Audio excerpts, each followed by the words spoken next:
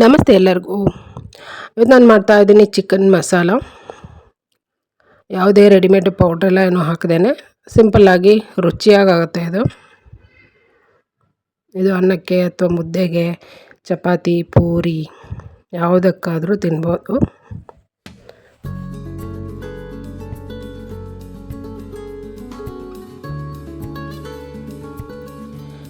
Chicken masala ಮಾಡೋದಕ್ಕೆ ನಾನು ಮೊದಲಿಗೆ ಮಸಾಲ ರುಬ್ಕೋತೀನಿ. ಮಸಾಲಕ್ಕೆ ಸ್ವಲ್ಪ ತೆಂಗಿನಕಾಯಿ ಸ್ವಲ್ಪ ಕಮ್ಮಿನೇ ಹಾಕ್ಕೋಬೇಕು. ಆಮೇಲೆ ಕೊತ್ತಂಬರಿ ಸೊಪ್ಪು, ಒಂದು ಅರ್ಧ ಸ್ಪೂನಷ್ಟು ಸೋಂಪು ತುಂಬ ಜಾಸ್ತಿ ಹಾಕಬಾರ್ದು, ಸ್ವಲ್ಪ ಹಾಕಬೇಕು. ಆಮೇಲೆ ಚಕ್ಕೆ, ಲವಂಗ, ಟೊಮೆಟೊ, ಈರುಳ್ಳಿ ಇದಿಷ್ಟನ್ನು ನಾನು ನುಣ್ಣಗೆ ರುಬ್ಬಿಟ್ಕೊಳ್ತೀನಿ. ತೆಂಗಿನಕಾಯಿ ತುಂಬ ಕಮ್ಮಿನೇ ಹಾಕಬೇಕು, ಈರುಳ್ಳಿ ಜಾಸ್ತಿ ಹಾಕಬೇಕು. ಈಗ ನೋಡಿ, ಒಂದು ಬಾಣಲೆಯಲ್ಲಿ ಎಣ್ಣೆ ಹಾಕಿಬಿಟ್ಟು ಎಣ್ಣೆ ಬಿಸಿ ಆದಮೇಲೆ ಈರುಳ್ಳಿ ಹಾಕಿದ್ದೀನಿ. ಈಗ ನೋಡಿ, ಒಗ್ಗರಣೆ ಕೂಡ ನಾನು ಈರುಳ್ಳಿ ಜಾಸ್ತಿ ಹಾಕಿದ್ದೀನಿ.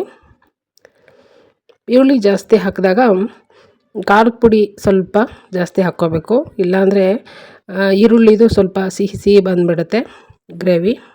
ಅದಕ್ಕೆ ಯಾವಾಗಲೂ ಈರುಳ್ಳಿ ಜಾಸ್ತಿ ಹಾಕಿ ಖಾರದ ಪುಡಿನೂ ಜಾಸ್ತಿ ಹಾಕಬೇಕು, ರುಚಿ ತುಂಬ ಚೆನ್ನಾಗಾಗತ್ತೆ.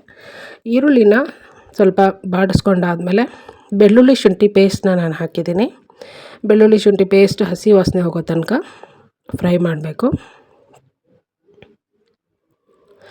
ಆಮೇಲೆ ಖಾರದ ಪುಡಿ ಹಾಕ್ತಾಯಿದ್ದೀನಿ. ಖಾರದ ಪುಡಿ ಹಾಕೋದಕ್ಕೆ ಮುಂಚೆ ಸ್ಟವ್ನ ಪೂರ್ತಿ ಕಮ್ಮಿ ಮಾಡಿ ಹಾಕಬೇಕು. ಖಾರದ ಪುಡಿ ಮತ್ತು ಅರಿಶಿನ ಪುಡಿ ಹಾಕಿದ್ದೀನಿ. ಸ್ಟವ್ ಕಮ್ಮಿ ಮಾಡಿ ಹಾಕಬೇಕು, ಇಲ್ಲಾಂದರೆ ಖಾರದ ಪುಡಿ ಸೀದೋಗುತ್ತೆ. ಈಗ ಖಾರದ ಪುಡಿ ಅರಿಶಿನ ಪುಡಿನ ಸ್ವಲ್ಪ ಫ್ರೈ ಮಾಡ್ಕೋಬೇಕು. ನಾನಿಲ್ಲಿ ಸ್ವಲ್ಪ ಉಪ್ಪು ಹಾಕ್ತಾಯಿದ್ದೀನಿ, ಯಾಕಂದರೆ ಚಿಕನ್ನಿಗೆ ನಾನು ಉಪ್ಪು ಅರಿಶಿನ ಹಾಕಿ ಮೊದಲೇ ಇಟ್ಟಿದ್ದೀನಿ, ಅದಕ್ಕೋಸ್ಕರ ಸ್ವಲ್ಪ ಉಪ್ಪು ಹಾಕಿದ್ದೀನಿ. ಈಗ ಇದು ನೋಡಿ, ಚಿಕನ್ ಹಾಕಿದ್ದೀನಿ. ಚಿಕನ್ನು ಯಾವಾಗಲೂ ಅಷ್ಟೇ, ಮಾಡೋದಕ್ಕೆ ಮುಂಚೆ ಒಂದು ಅರ್ಧ ಗಂಟೆ ಮುಂಚೆ ಚೆನ್ನಾಗಿ ತೊಳೆದ್ಬಿಟ್ಟು ಉಪ್ಪು ಅರಿಶಿನ ಹಾಕಿಡಿ. ಆವಾಗ ಚೆನ್ನಾಗಿ ಸಾಫ್ಟಾಗಿ ಬೇಯುತ್ತೆ ಮತ್ತು ಬೇಗ ಬೇಯುತ್ತೆ. ಈಗ ನೋಡಿ, ಚಿಕನ್ ಹಾಕಿದ್ಮೇಲೆ ಒಂದು 5 ನಿಮಿಷ ಹೈ ಫ್ಲೇಮಲ್ಲಿ ಚೆನ್ನಾಗಿ ಹುರಿಬೇಕು. ಆವಾಗ ಚಿಕನ್ನ ಹಸಿ ವಾಸನೆ ಹೋಗಿ ರುಚಿ ಚೆನ್ನಾಗಾಗುತ್ತೆ. ಆಮೇಲೆ ಚಿಕನ್ನ ಹುರಿದಾದ್ಮೇಲೆ ಸ್ವಲ್ಪ ಟೊಮೆಟೊ ಹಾಕಿ ಅದನ್ನು ಫ್ರೈ ಮಾಡಿದ್ದೀನಿ. ಮುಚ್ಚಳ ಮುಚ್ಚಿ ಒಂದು 5 ನಿಮಿಷ ಲೋ ಫ್ಲೇಮ್ ಮಾಡಿ ಮುಚ್ಚಳ ಮುಚ್ಚಿ ಬಿಟ್ಟಿದ್ಮೇಲೆ ನೋಡಿ, ಈ ರೀತಿಯಾಗಿದೆ. ಇಷ್ಟಾದಮೇಲೆ ನೀರು ಹಾಕ್ತಾಯಿದ್ದೀನಿ, ಚಿಕನ್ ಬೇಯೋಷ್ಟು.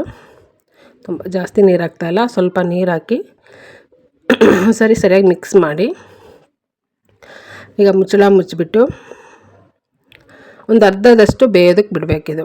ಪೂರ್ತಿ ಬೇಯೋದು ಬೇಡ, ಚಿಕನ್ ಒಂದು ಅರ್ಧದಷ್ಟು ಬೇಯಬೇಕು. ಈ ಟೈಮಲ್ಲಿ ಮೀಡಿಯಮ್ ಫ್ಲೇಮಲ್ಲಿ ಸ್ಟವ್ನ ಇಟ್ಟು ಬೇಯಿಸಬೇಕು. ಈಗ ನೋಡಿ, ಒಂದು ಅರ್ಧದಷ್ಟು ಬೆಂದಾದ್ಮೇಲೆ ನಾನು ರುಬ್ಕೊಂಡಂಥ ಮಸಾಲ ಹಾಕ್ತಾಯಿದ್ದೀನಿ.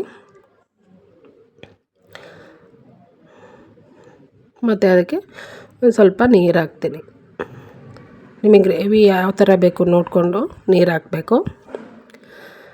ನಾನು ಸ್ವಲ್ಪ ನೀರು ಹಾಕಿದ್ದೀನಿ. ನೋಡಿ, ಈ ರೀತಿಯಾಗಿದೆ. ಈಗ ಈ ಮಸಾಲದಲ್ಲಿನೇ ಮತ್ತೆ ಒಂದು ಅರ್ಧದಷ್ಟು ಮೊದಲೇ ಬೇಯಿಸಿದ್ವಲ್ಲ, ಈಗ ಪೂರ್ತಿ ಬೇಯೋದಕ್ಕೆ ಬೇಕು. ನೋಡಿ, ಈ ರೀತಿಯಾಗಿದೆ. ಈಗ ಮುಚ್ಚಳ ಮುಚ್ಚಿ ಚಿಕನ್ನು ಪೂರ್ತಿಯಾಗಿ ಬೇಯೋದಕ್ಕೆ ಬಿಡ್ತೀನಿ ನಾನು.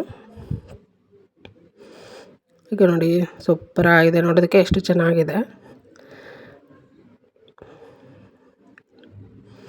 ಈ ರೀತಿಯಾಗಿದೆ. ಈಗ ಒಂದು ಪೀಸನ್ನು ತೆಗೆದು ಬೆಂದಿದೆಯಾ ಅಂತ ಚೆಕ್ ಮಾಡ್ತೀನಿ. ಬೆಂದಿದೆ ಅಂತ ಆದಮೇಲೆ ಚಿಕನ್ ಮಸಾಲ ರೆಡಿ ಇದೆ. ತುಂಬಾ ರುಚಿಯಾಗತ್ತೆ.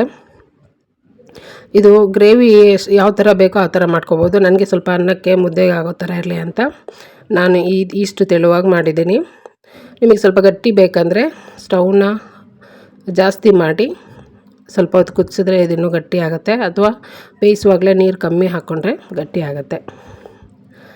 ಈಗ ನೋಡಿ, ಇದಾಗಿದೆ ಚಿಕನ್ ಮಸಾಲ. ತುಂಬಾ ರುಚಿಯಾಗತ್ತೆ, ಒಂದ್ಸಲ ಟ್ರೈ ಮಾಡಿ ನೋಡಿ. ಈಗ ಚಿಕನ್ ಮಸಾಲ ರೆಡಿಯಾಗಿದೆ. ನನ್ನ ವಿಡಿಯೋ ಇಷ್ಟ ಆದರೆ ಲೈಕ್ ಮಾಡಿ, ಶೇರ್ ಮಾಡಿ, ಸಬ್ಸ್ಕ್ರೈಬ್ ಮಾಡಿ. Thank you.